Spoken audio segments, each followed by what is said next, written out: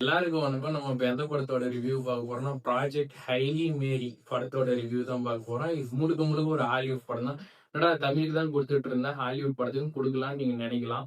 சரி கொஞ்சம் நல்லா இருக்குது, சரி சொல்லி விட்டுறலாமேன்னு சொல்லிட்டு, சரி படத்தோட கதைக்கு போலாமா?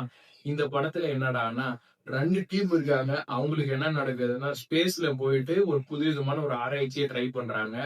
நிலத்துல வாழக்கூடிய தவளை மாதிரி அங்க ஒரு உருவம் வந்து கல்லுல இருக்குது. அது பேசுது. அதுதான் ஆச்சரியம்.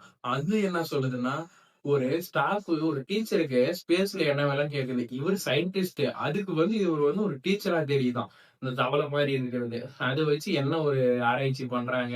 ஸ்பேஸ்ல வேற என்னென்ன இருக்கு. ஸ்பேஸ்ல போனா தண்ணிய தேடி போவாங்க. இல்ல வேற எதனா உயிரினம் வாழ்றதுக்கு இருக்குதான்னு பார்க்க போவாங்க.